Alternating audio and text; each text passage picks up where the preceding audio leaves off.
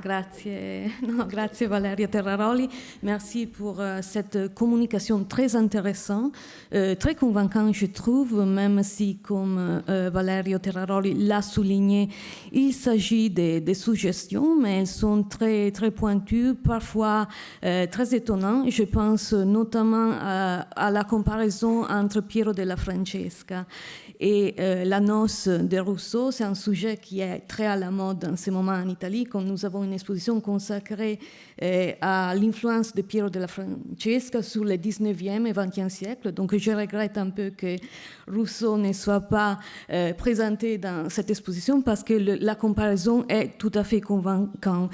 Comme Valerio Terraroli l'a dit, il s'agit de suggestions, mais il se trouve que de son vivant, à l'époque de Rousseau, des critiques des poètes que nous avons évoqués hier, notamment Apollinaire, avaient déjà fait ce type de comparaison, notamment Soffici avait dit s'il y a un peintre européen qu'on puisse comparer au douanier Rousseau, c'est sans aucun doute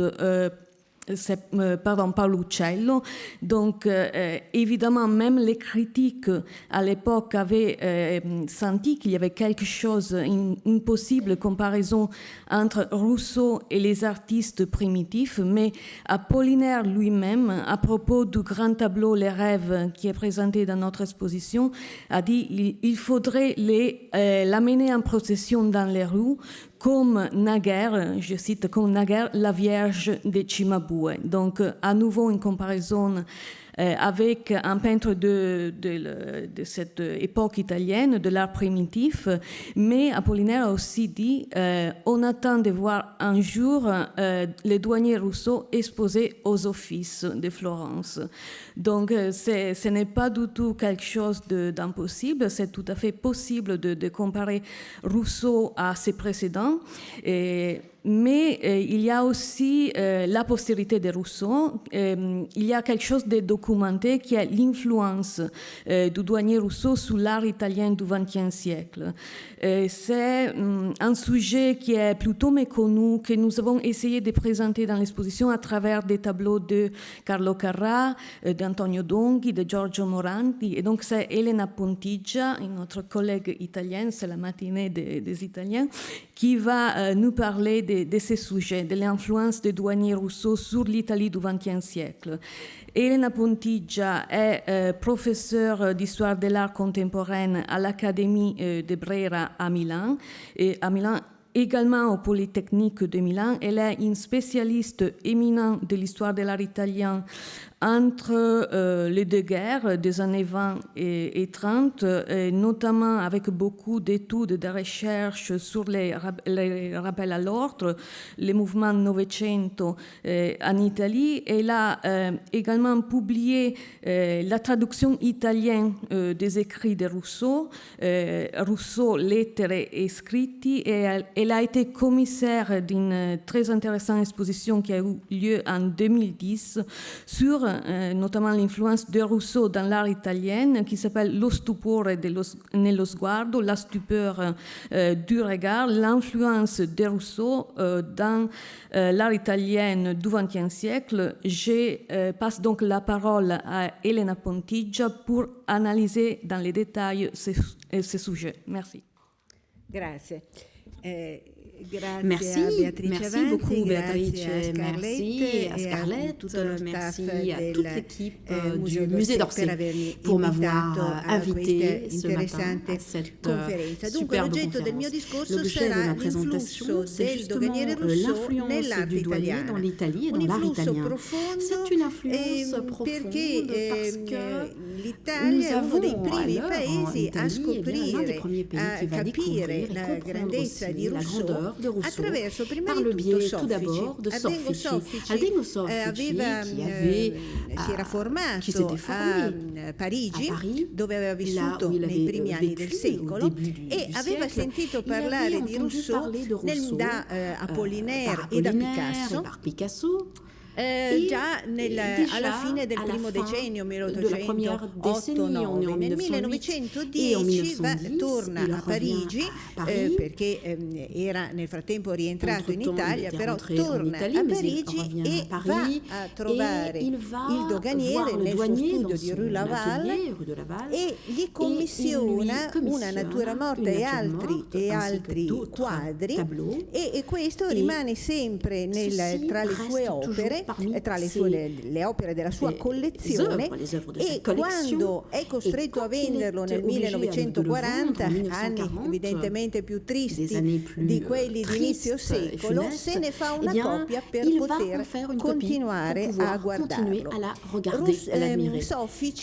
Soffici nella primavera del 1910 pensa di scrivere un articolo, un saggio su Rousseau, poi rimanda, come capita sempre a tutti quanti, rimandiamo finché poi è la vita che rimanda noi, e riesce quindi a scriverlo soltanto nel settembre 1910, quando a Firenze gli arriva la notizia che Rousseau era scomparso. E allora scrive un articolo sulla Voce, rivista fiorentina, così, intorno a cui gravitavano intellettuali e artisti, e la illustra con una delle giungle di cui Rousseau era famoso, che in Italia passa abbastanza inosservata. Tenete conto che in Italia non avevamo colonie, non circolava da noi nel nostro mercato, non circolavano opere che venissero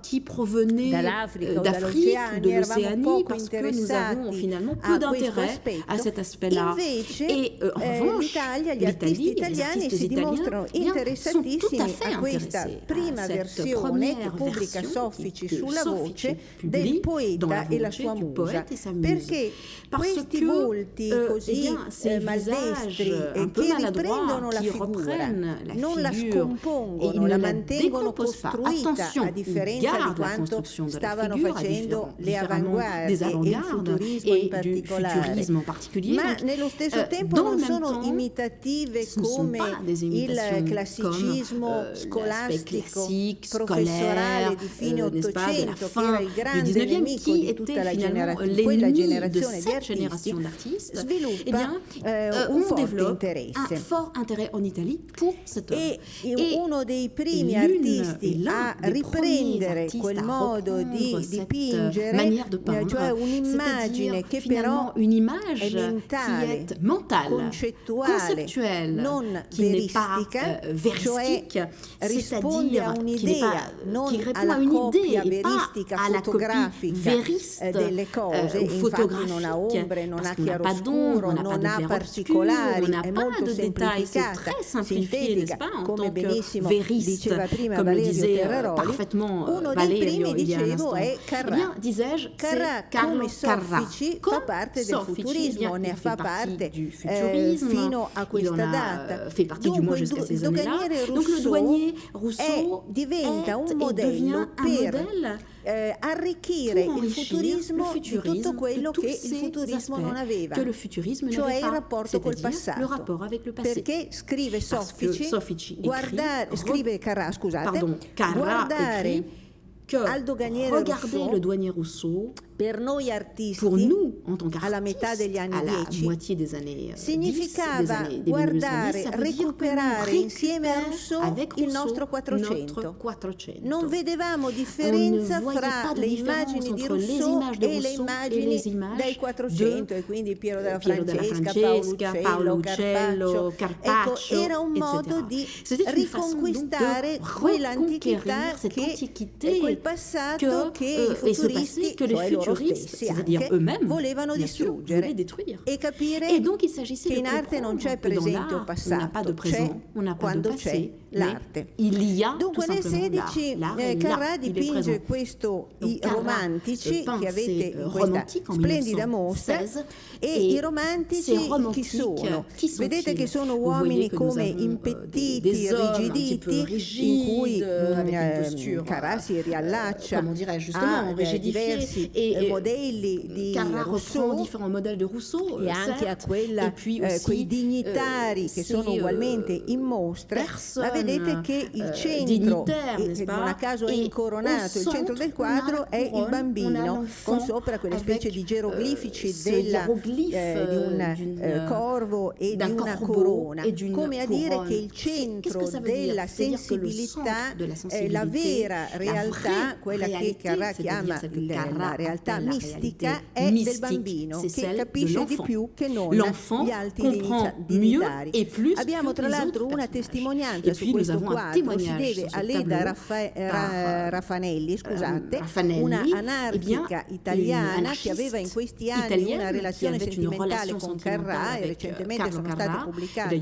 le sue memorie e diceva Leda Raffanelli che Carrà le aveva detto è un quadro contro gli intellettuali, i romantici sono gli intellettuali che sono freddi, impettiti, chiusi nelle loro idee come nelle loro giacche o nei loro pastrani. Solo nei bambini c'è la vitalità e la novità e lo stupore, cette nouveauté et cette stupeur.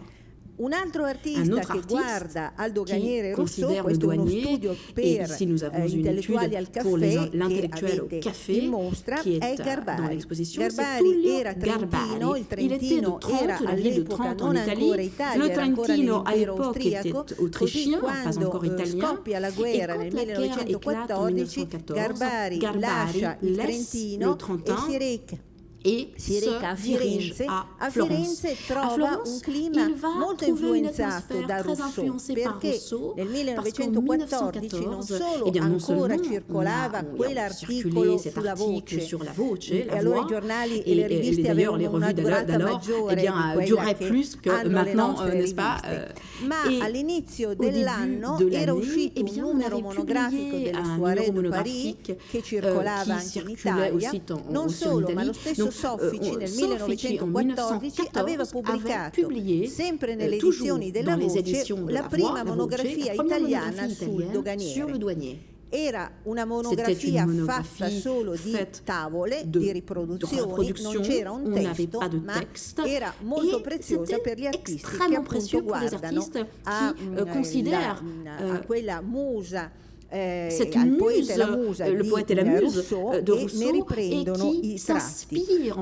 Tra l'altro questo quadro, Gli intellettuali al caffè, ha un significato, è del 1916, non del 14 come è stato spesso considerato, e ha tutto un altro significato. Nel 16 l'Italia è in guerra, Garbari non si può unire non può andare volontario per ragioni di salute, l'intellettuale è colui che non riesce ad esprimere il suo amore patriottico. Come ha un altro significato questa madre, sempre di Garbari, non è un quadro intimista come poteva essere, come potrebbe apparire a un primo sguardo la madre che cuce nell'intimità della casa. In realtà in questi anni, 1916, la famiglia di Garbari era fatta segno di rappresaglie e di attacchi da parte del governo austriaco. Vengono anche per un certo momento imprigionati le famiglie dei patrioti, degli interventisti che parteggiavano per l'Italia. Bisogna capire, per loro erano nemici. Dunque è la visione della madre che è in realtà intenzione per il figlio lontano, insomma molto meno idillico di quanto può sembrare. Un'altra visione, un paesaggio di Vigalzano vicino a Pergine, dove viveva, dove era nato Garbari, e vedete quelle figure così piccole sono riprese da Rousseau. Rousseau insegna una prospettiva che non è la prospettiva della scienza, la prospettiva della geometria di Léon Battista Alberti, è la prospettiva del cuore. La perspective du cœur. Un altro artista che guarda al doganiere è Rosai, Ottone Rosai, che viveva a Firenze ed era amico, anzi potremmo dire allievo di Soffici. Sempre nel 16 aveva dipinto questo Guerra più rancio, notate il titolo di sapore ancora futurista, con quei nomi sommati insieme come facevano i futuristi, ma l'opera di futurista non ha più nulla, è una visione un po' infantile e d'altra parte anche drammatica della guerra a cui Rosai sta partecipando. Ma Rosai, che era un illetterato, non aveva studiato, non aveva compiuto studi presso accademie, aveva però la sua università privata nello studio di Soffici, dove andava, spesso lo racconta lui stesso, finite le serate alle Giubbe Rosse a Firenze, le fameux café de dove spesso usciva deluso dalle conversazioni con gli intellettuali, dai pettegolezzi, dalle perfidie tipiche degli intellettuali, e si metteva in cammino, camminava per 3 ore nella notte e arrivava a Poggio a Caiano, il paese dove abitava Soffici, e lì trovava i libri sul doganiere Rousseau, trovava tutta l'Europa nella biblioteca di Soffici. Quest'opera, Trattoria La Cerba del 1921, e vedete che già ci si avvicina a quello che è stato chiamato il ritorno all'ordine, cioè quel sogno di classicità che attraversa tutta l'Europa negli anni 20.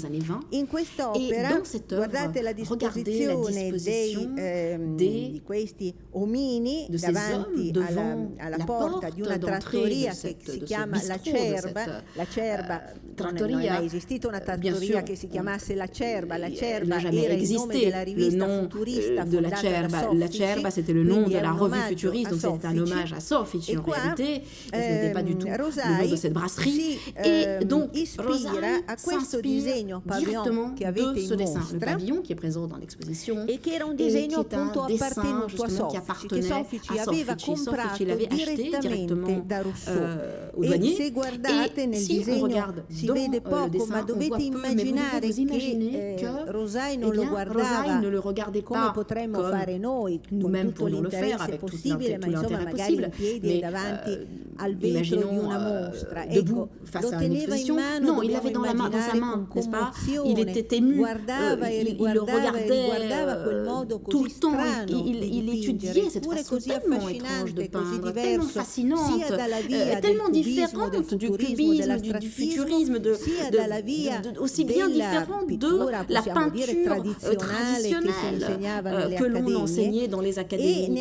Et donc il aimait la poésie qui en ressortait. Et donc ces figures debout, ici, face à la porte de la brasserie, donc de la trattoria, commerciale, a un caffè, le riprende in questa Trattoria La Cerba, un omaggio certamente al suo maestro la porte d'entrée, Soffici, ma un omaggio anche al hommage au douanier Rousseau, dans la posture, dans le mouvement des personnages. Veniamo ad alcune opere sempre di Carrà, des œuvres de Carlo Carrà, où Carrà riprende proprio quel modo non accademico di dipingere la figura, l'anatomia che era propria del doganiere Rousseau, ma c'è anche la metafisica che è alle porte.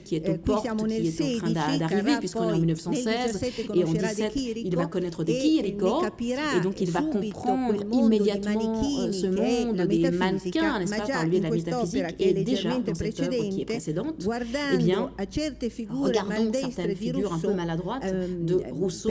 Et par maladroite, attention, j'entends non pas dessiner avec tous les prismes grammaticaux, parce qu'on sait très bien que Rousseau aimait aussi, n'est-ce pas, cette anatomie recherchée, n'est-ce pas, et quand il conquérait, quand il réussissait à conquérir des règles grammaticales, eh bien, il la gardait, n'est-ce pas, il la gardait précieusement dans ses œuvres, il l'utilisait, et c'est pour cela qu'on a ces règles qui sont présentes. Mais Rousseau, comment dirais-je, respectait les lois, n'est-ce pas, de l'art.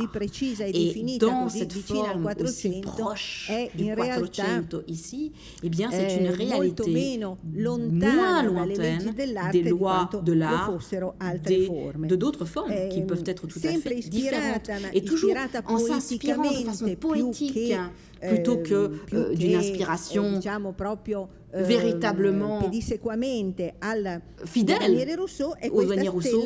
C'est cette étoile du café chantant. Alors, bon, ce n'est pas à vous que je vais dire qu'est-ce que c'était que le café chantant en tant qu'ami parisien, et vous savez bien que c'était donc les années du triomphe du café chantant, mais également en Italie aussi. Eh bien, c'était devenu un sexe symbole, si on peut utiliser un anachronisme, parce que c'était une danseuse, une actrice qui, eh bien, qui fascinait tout le monde et avait des capacités artistiques, mais aussi, comment dirais-je, avait cet aspect sensuel, voire sexuel, qui attirait énormément.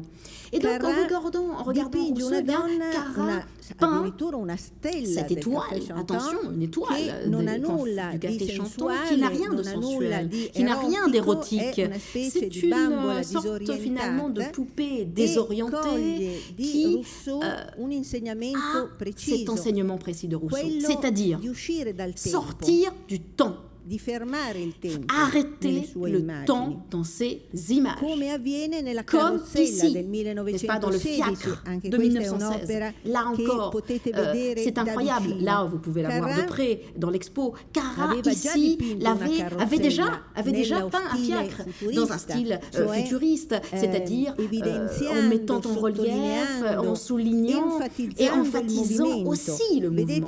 Parce que ici, dans ce fiacre, dans la nuit, on est en 1912, eh bien, on n'a pas d'œuvre perdue dont il ne reste qu'une photographie. On ne voit presque plus ni le cheval, ni le chevalier, ni le fiacre. On entrevoit, n'est-ce pas, le conducteur de fiacre dans ces fragments, parce que c'est le futurisme qui exalte ce mouvement des choses, et dans le même temps, il est détruit. Donc le mouvement, par sa nature, désintègre la forme par le biais de la vitesse. En revanche, dans le même Carrà, attention, qui avait peint selon le style futuriste le fiacre en 1912, le Carrà toujours dans le fiacre, mais de 1916, eh bien le fiacre devient immobile, devient primordial, comme un abécédaire, somme toute dans un livre pour enfants de l'école primaire. À l'époque que nous avions, n'est-ce pas, on avait la maison, le cheval, le fiacre, et ce, isolé, n'est-ce pas, des images isolées. Certes, le souvenir aussi de cette œuvre de Rousseau, avec la carriole du père Junier, évidemment, tout à fait, mais on a aussi la maison ici, comme Valerio le montrait il y a un instant, eh bien le rappel à Giotto. Giotto et Rousseau se superposent dans un art qui cherche de sortir du temps et surtout qui essaye d'arrêter le temps. Nous sommes dans un moment où la guerre et la vie sont en train d'être, comment dirais-je, dans des moments les plus atroces, avec la guerre la plus sanguinaire que l'homme n'ait jamais connue à cette époque-là, et beaucoup d'artistes sentent le besoin de s'arrêter, d'arrêter le temps, de récupérer une dimension sans temps atemporel, une dimension atemporelle. Ungaretti, à Milan, qui était en licence durant les froides nuits milanaises, eh bien, Ungaretti parlait avec Carrà, eh bien, il passait des nuits entières à parler, à discuter, à se balader dans les rues de Milan totalement désertes. Et Ungaretti parlait de sa propre poésie, de cette poésie faite d'un seul mot. J'illumine, je m'illumine de l'immensité. Ce sont des vers incroyables d'un seul mot. Comme ici, avec Carrà, on a une maison, on a un cheval, on a le fiacre. Eh bien, ils sont détachés les uns des autres. Et Ungaretti disait, je cite, j'ai beaucoup appris de Carrà, de cette façon de détacher l'image comme Ungaretti détachait les paroles. Et je conclus avec les fleurs de Giorgio Morandi, l'un des nombreuses n'est-ce pas, représentations des fleurs. Il y en a un autre superbe dans l'exposition. Morandi regarde lui aussi, considère le douanier par le biais des pages des livres publiés par Soffici, mais également de ces livres publiés par Oude, dont on a parlé hier après-midi. Et là encore, qu'est-ce que l'on voit? Eh bien, à la fin, c'est la poésie, mais aussi la philosophie du douanier Rousseau qui a été compris plus par les artistes que par nous, critiques ou historiens de l'art. Merci infiniment de votre attention. Grazie, ringrazio Elena Pontigia. Je remercie Elena Pontigia qui nous a fait découvrir l'énorme influence du douanier Rousseau sur l'art italien du XXe siècle, une influence qui touche de différentes périodes, qui touche de différents milieux artistiques ou géographiques même, mais qui trouve sans doute l'exemple le plus important dans l'art de Carlo Carrà, un artiste qui venait de l'expérience futuriste, qui venait de tourner son dos de quelque façon au futurisme, et quand il réfléchit à une nouvelle peinture, la peinture de l'après-guerre, il regarde, comme Elena Pontigia l'a rappelé, les primitifs italiens, il écrit des essais sur Giotto, Parlata su Giotto, o Paoluccello Costruttore, il dit que ce n'est pas en contradiction avec Rousseau. Donc Rousseau et les primitifs italiens sont à nouveau associés, ils deviennent les exemples à suivre pour reconstruire la peinture après l'avant-garde en regardant la tradition, mais comme Carrà lui-même l'a dit, ce n'est pas une façon de revenir à l'arrière, c'est une façon de trouver une nouvelle modernité. Et donc c'est l'influence du douanier Rousseau qui a beaucoup compté en ce moment en Italie, comme Elena Pontigia l'écrit dans son texte dans les catalogues, et il n'y a pas un autre pays qui a autant aimé les douaniers Rousseau comme l'Italie.